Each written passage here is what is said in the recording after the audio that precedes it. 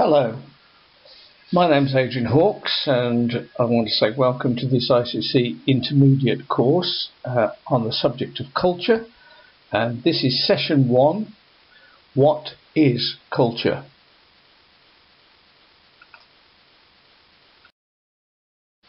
So, what is culture? Well, and where does it come from? What makes it? How does it get there? Well, I want to put 4 areas which I often call the 4 legs of a table that hold up culture. They can be interchanged, of course, and they overlap each other, but just for simplicity, let's start with those 4 areas that I've listed. Politics and religion. Strange that I've put together those 2 things, but we'll see why later on. Education, arts, media, and by arts and media I would include all sorts of things like computers and the internet and social media and advertising hoardings and the radio and the television.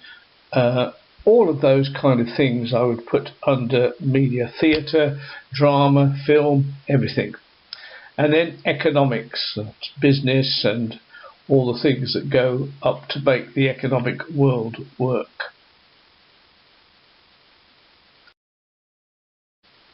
To start with, let's have a look at the easy things that demonstrate differences in culture. So start thinking about it and we'll have a look at it together.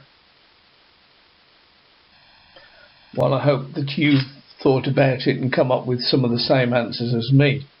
Of course, some of the very obvious things to notice in different cultures are things like food, the food we eat. Different countries and different cultures tend to eat different kinds of food. The other one that is sometimes not quite so obvious, but it's there nevertheless, and that's the way that people greet one another. And you tend to see that straight away in a different culture. And actually, if you get it wrong, you could be in trouble because everybody assumes that the way that they greet is normal to everybody. The third area, which is so obvious in some cultures, is that the area of dress. How do we dress? What kind of clothes do we wear? That shows a difference in culture very appropriately, and we can see it, especially if you live in a big city that's multicultural. You'll see the different kinds of dress all around you. And finally, and again most obvious, is the one of language. That's a big area, mind you, because not only is it a culture of language that is different languages, but also within our own language it's the way that we use language, and the way that we use language will demonstrate something of our culture. Again, that's another area that we'll look at in more detail later on.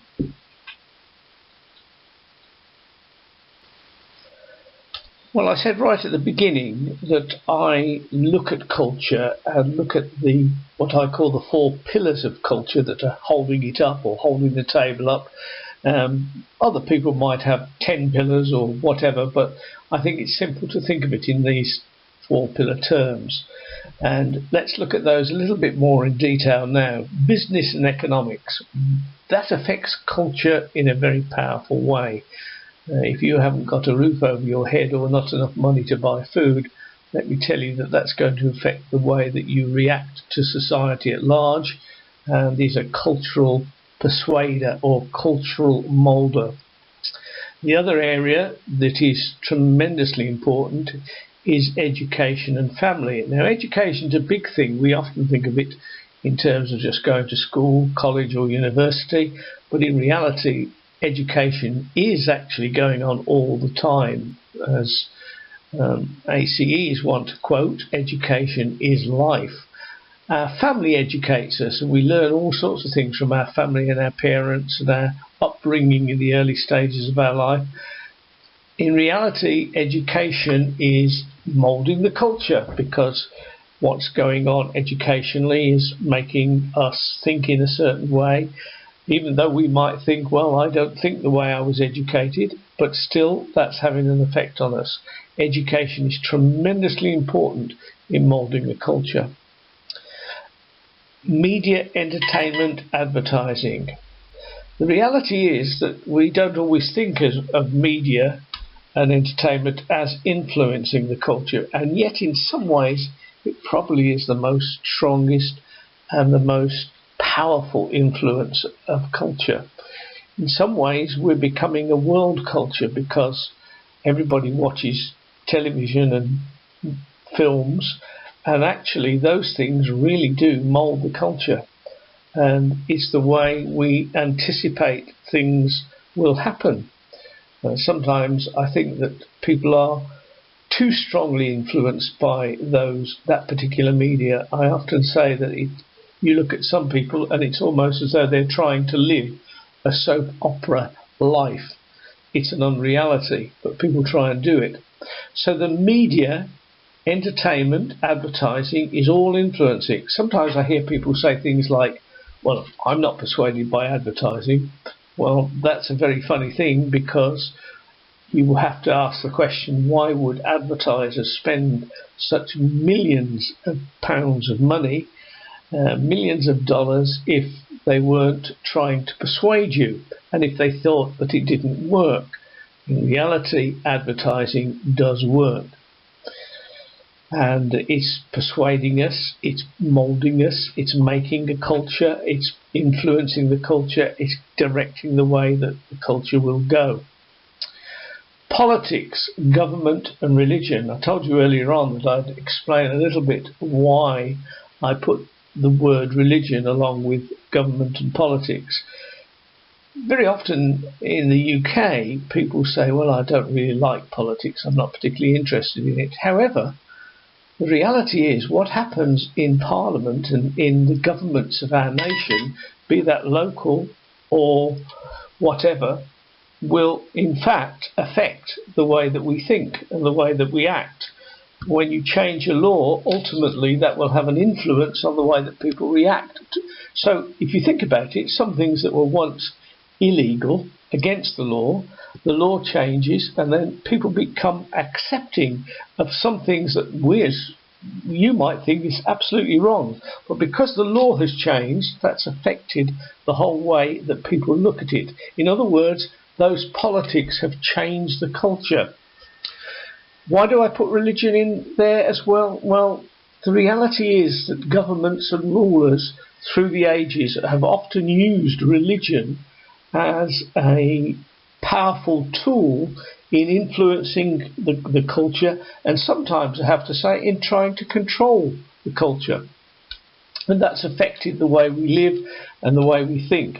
Now, this isn't a history lesson, we're looking at culture, but if you go back in history and look at what happened when Constantine, the Roman emperor, claimed to be a Christian, he eventually affected the culture of the way that Christians act, because up until that time, no Christian met in their own buildings. It wasn't even thought of. They met, well, the Bible tells us they met in the temple, and we know historically that oftentimes they met in the graveyards or the catacombs, which was really a graveyard underground. Usually they met there because it was a crime to be a Christian, and you were in trouble if you were caught. The other thing that is interesting, the Bible actually says that the Christians met while it was still dark, so very early on the morning of the first day of the week. My thinking is that they probably did that because many early Christians were slaves, and the only free time that you had was in the hours of darkness when somebody wasn't telling you what to do. So the reality is, though, that governments use religion to mould and make a culture and to keep people in line. So those are my 4 pillars. They are interchangeable because the family affects where we live and so on. So all of those things they overlap, but they are the 4 pillars that I say makes up our culture. In this introduction to culture, we need to understand that culture is not something that is static. In fact, it's constantly changing. Now, sometimes because we're in the midst of change, we're not aware of it. It's a little bit like somebody looking at you as you grow up, and they saw you when you were 5, and then they see you when you're 16, and they go, wow, haven't you grown? All those people around you, because you were growing all the time, didn't sort of notice it so profoundly, because your growth was just normal process of life. A little bit like that is how culture works. It's constantly changing, oftentimes slowly, and so those changes are almost imperceptible.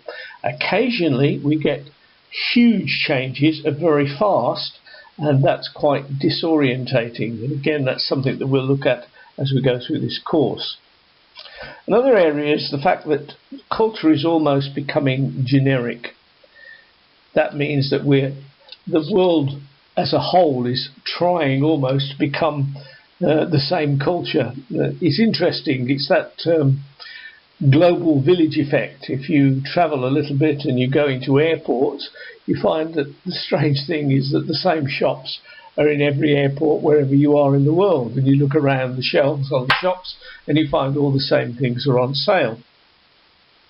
That's not totally true, of course, but there is a sense in which we are, because travel, the internet and all of those things have increased our understanding of each other, the world is trying almost to pressurize us into becoming one generic culture. In the micro, that's the small area of life, you only actually have to go to your next door neighbours to experience cultural change. Now, even if your next door neighbours are from the same country as you, they speak the same language, dress very similar to you, same economic area of life, nevertheless, you will find that you've changed the culture. Now, you may not notice that unless you're really looking for it, but probably the way they cook food, the way they wash up, the way they have their bedtimes organised, all of those kind of things will be slightly different to yours, sometimes very, very small differences, but in reality, you're crossing a culture when you go next door. I would say that one of the most powerful global influences of culture today is film and movies, and probably I'd put that alongside the internet and social media. That's all influencing to a very great, strong extent. Of course, as we know, predominantly the movies come from Hollywood in the West or Bollywood in the East, although in reality it's actually the Hollywood movies that are profoundly culturally affecting, even to the situation where India is now in Bollywood taking Western films and dubbing them into Hindi and other languages in the Asian world. And actually we all watch American movies, so actually we're all culturally affected. Now you may say, well, I'm not culturally affected, I am what I am. I think sometimes if we think like that, we're really kidding ourselves, because in fact, though what we watch, what goes into our eyes and into our brain is actually affecting us and persuading us, and you have to be very, very powerful as an individual and very self-assured to say, I'm watching this with a critical, open mind, and I'm going to be critical of what I watch. We tend to just watch movies and absorb them, and they have an effect on us, even though some people like to say, well, it doesn't affect me. In reality, of course, it does. I want to answer the question of why this course on culture is important. Well, in the world in which we live, it's very important that we understand and know who we are. Who are you? Who am I? Why am I here? What's it all about? We need to understand why we are. Why am I like this? The trouble is that if we're living in a fairly generic culture, and by that I mean that most people around us are of a similar culture, then we won't ask the question, why am I like this? What has caused me to be who I am? But in reality, we need to ask that question. We need to ask, what are the influences that's brought me to where I am today? Why am I like I am? What is the cultural aspects of my life? What is my culture? If you're in an area where everybody is like you, then you don't much think about culture. If, like me, you live in a very multicultural city and are bumping up against other cultures all day long, then of course you're more inclined to say, good gracious me, why do they act like that? What is it that's moulded them? Why am I acting like I'm acting? Why am I like I am? And so in a constantly increasingly multicultural world, we need a point of reference to know ourselves and others. But if we are wanting to help other people, and I hope we are, and to make a world that is good, then we need to understand what is our culture, why is it like this, is the parts of it that are good, is the parts of it that are bad, is there things that should be changed, what about other people's culture, what am I looking at, why are they like that, why do they think like that? And because we live in an increasing global world, we need to understand other cultures, particularly when it comes to our cross-cultural exchanges. We need to understand our points of reference. Our cultural understanding becomes more and more important in today's world. Well, we've come to the end of part 1 in this series on culture. What I want you to do now is to write an essay and a little bit more